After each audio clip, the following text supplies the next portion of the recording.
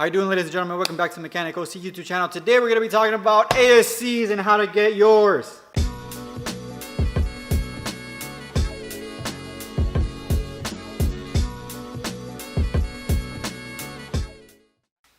How you doing, ladies and gentlemen? Okay, so for my new mechanics and my new mechanics in general, all right, guys, I've told you guys before that, I have some controversial ideas when it comes to ASEs. I guess they're controversial because I've said to you guys that I think ASEs are very important, but I also think they're not very important. I think they're important in the aspect that I think every mechanic should have them. I think you should get them, but they're not necessary. And a lot of people misconstrue that just because they don't understand what the hell I'm saying, just because they're dumb. So I said you should get all your ASEs, but it doesn't matter if you have them or not. How is that right? Well, what I'm trying to say is that if you don't have your ASEs, doesn't mean that you're a bad mechanic, but it does benefit you, especially if you want to get a job, if you want to move up, and especially if you're a young guy and you're trying to make some money in the industry, you're going to have to get your ASEs. I recommend that you get them, but if you don't have them, it's not going to kill you. It doesn't mean that you're a bad mechanic because you don't have your ASEs, and a lot of guys out there think they're better than somebody else just because they have their ASEs. It's kind of like when people say, oh, I'm better than you because I have a degree. No, you're not better than me. You're an idiot, and I make more money than you, and I can outwork you. I can beat the out of you. You know what I mean? So at the end of the day, guys, get your damn ASEs, especially if you're young. It's just a good thing to have. But you don't really need them, but it's very important that you do have them just because it's a nice little notch in the belt. And overall, guys, ASEs are just a proof that you know that you're into your industry. And I made these points before, and a lot of guys don't watch the videos. They only want to focus on the things that they don't agree with, and then they try to tell me in my comments, oh no, you're wrong. And I'm like, bro, I literally mentioned that in the freaking video. Just watch it. So at the end of the day, guys, this is the first video I'm going to make about it, but that's basically the only thing I'm going to say about whether or not you should get ASEs. I have made videos about that before. Link in the description below if you want to watch those videos. I'm very clear on that, okay? I own businesses and I do hire guys with ASEs, but if they don't have ASEs, I do not look at their application.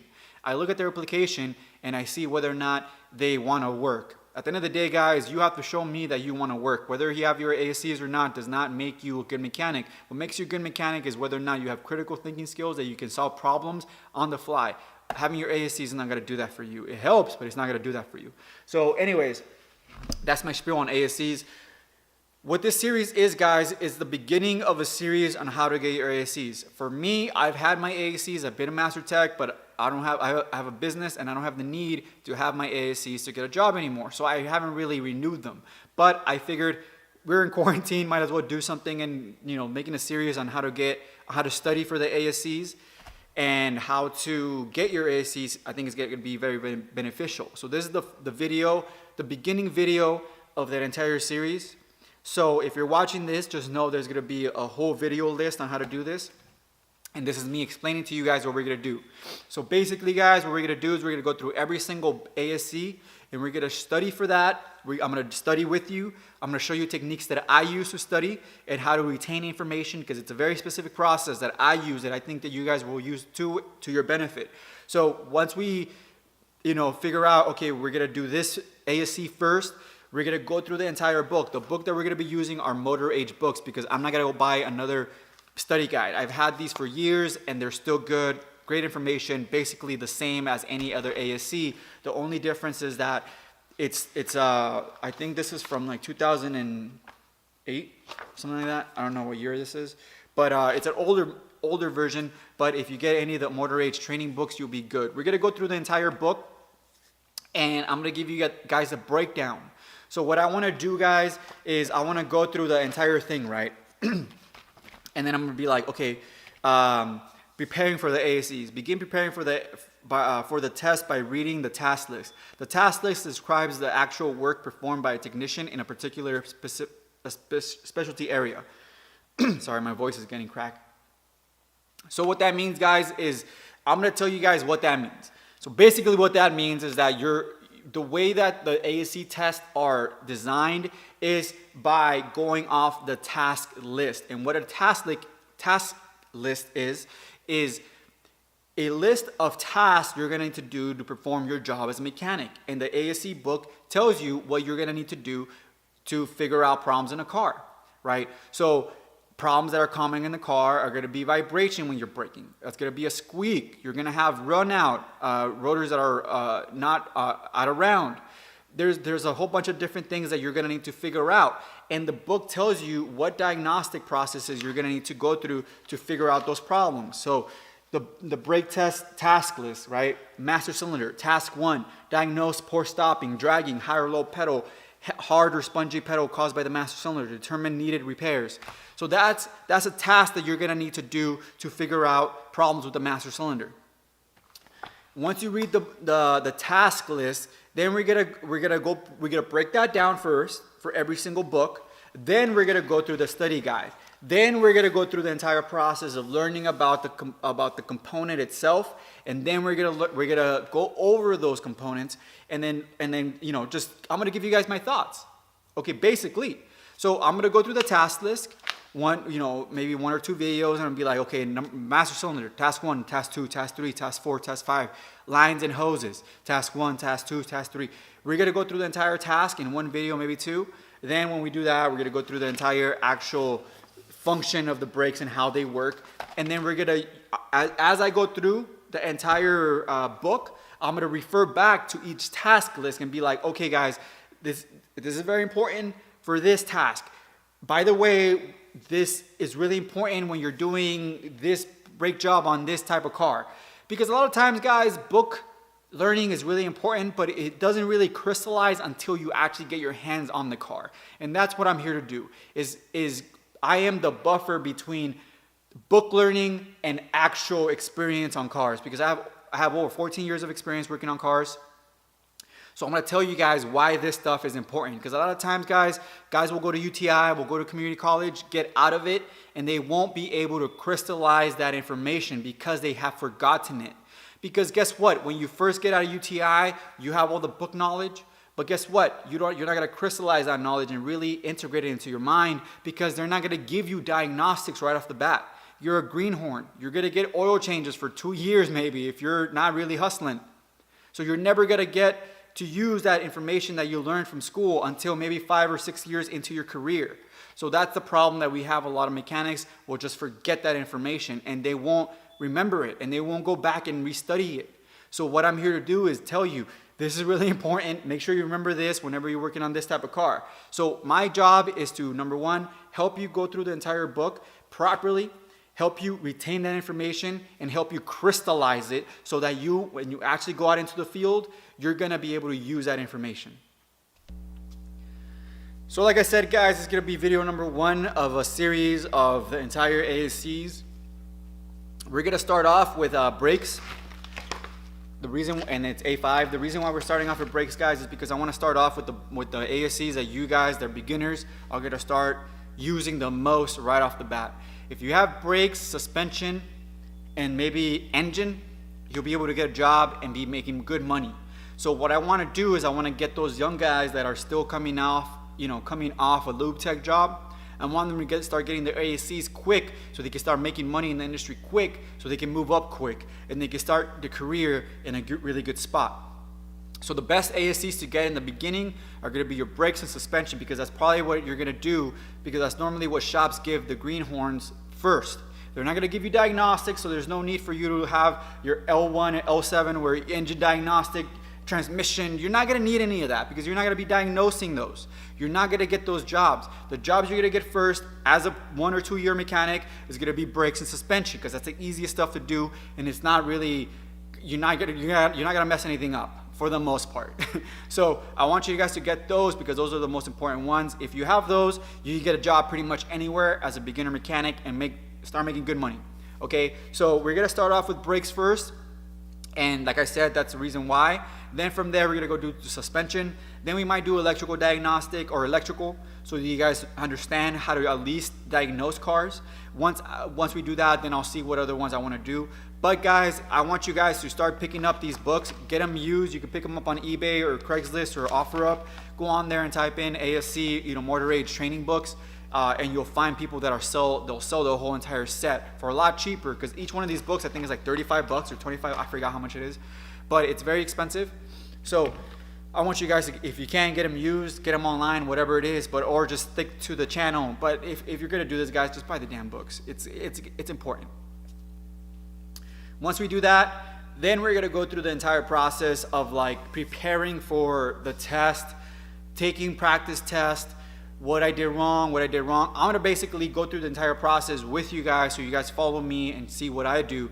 I've already taken the test, guys. I already know what the hell to do, and I've gotten better with my career and just in general. So I think I have a lot of really good experience to show you guys. Then we're gonna go ahead and take the test together. I'm gonna go, once we go through the entire book and we're prepared and I'm comfortable, and I think you guys are comfortable as well, then we're gonna go and actually sign up for the test. I'll show you guys how to do that. Go take the test, let you guys know what I do, prepare for the test. Then we take the test. Once we pass it, we go to the next one. Do the same process all over again, and that'll be the series of the ASEs on how to get your ASE Master Technician certification. So then we can all have our ASEs together. Nobody can complain to me and cry, oh, you have a business, you don't have your ASEs. Whatever, bro. You know what I'm saying? So for me, it'll be a little bit different because I'll just have to renew mine. And so I think I only have to take there's only 35 or 25 questions for my retake.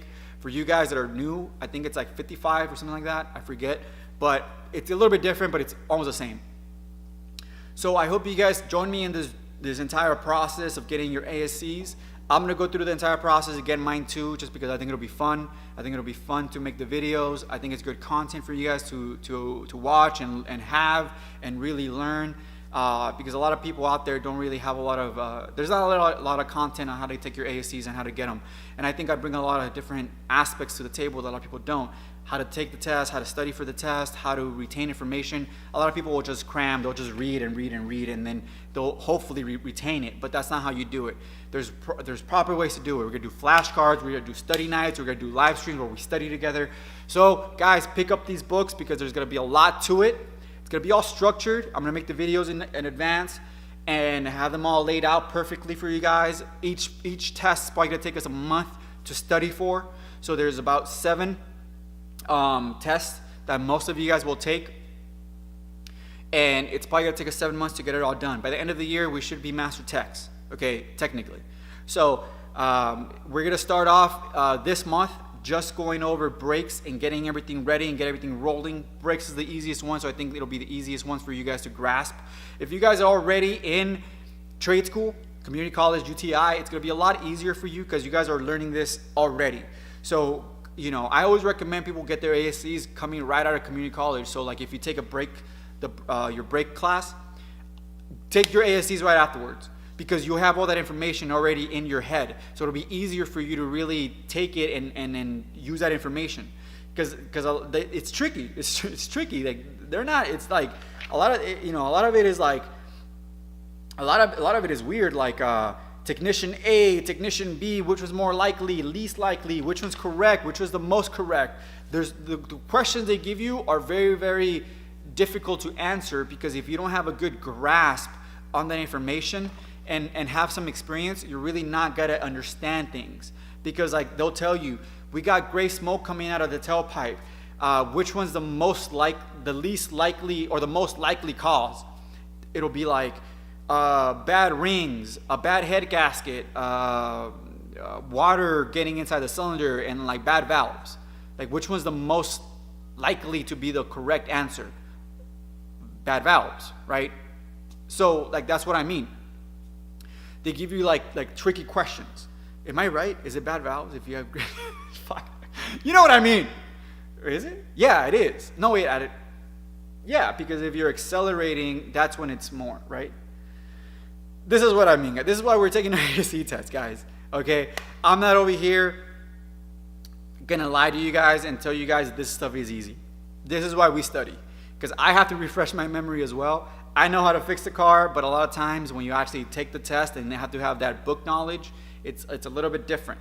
Which is not a problem, guys. The reason why we want to do this is because we want to have theory as well as hands-on experience. I've always told you guys, if you know how a system works, how it's supposed to work, then you'll be able to diagnose it and repair it. Okay, especially when you have those really weird problems that you really can diagnose. A lot of people can't diagnose. So it's a good idea to go to community college, get that book knowledge, take your ASEs, get that theory in you, once you actually work on the car, it'll crystallize and it'll be a lot easier for you to use that information in your daily job. Okay, so that's what I'm trying to get you guys to do. I haven't taken my ASEs in years, so for me, a lot of this knowledge, a lot of it, I'm like, oh yeah, and it helps me. I was reading through the books and I was like, holy crap, that's really good information. Damn, you know what I mean? So for me, I don't go like we replace brakes, right? So like, you need a brake job, the lining on the brake pad is low, brake job. But it's very rare when we have a pulling issue nowadays. It's really weird when we have a pedal that's spongy sometimes, not all the time. And there's a lot of different things that you want to be able to internalize and just have as knowledge, because that inevitably will help you do your job a little bit better, because you'll get into those situations where you need that extra little bit of knowledge that is in the book, and then that'll help you solve a problem that you have with the car. So that's why we're doing this, ladies and gentlemen. I hope you guys join me. If you don't, you guys are messing up, because what part of your career on being a mechanic is, just learning how things work. Take your job seriously, guys. I said that before. I never said not to take the ASEs. I've always said the ASEs are very important, but not, as important as people think they are. It's not the end all be all. It's a piece of the puzzle. A piece of the puzzle, guys. The puzzle, which is your career. In the career, you need theory, you need hands-on experience, you need weird curveballs thrown at you, you need to be under pressure, you need to be able to teach this stuff, you need to be able to just visualize. There's a lot to it, more than just, I got my ASCs, now I'm a master mechanic, I can fix any car. You cannot fix every car. You need experience, you need a lot of pieces to be able to have a good career. And that's what I'm trying to do for you guys. I hope you guys are joining me. Leave a comment and let me know whether or not you are. Get the books. Let's get it going. Let's become master techs. It's running here. Okay. Clear? Beautiful. They're a little round. And then move the little square. Go time!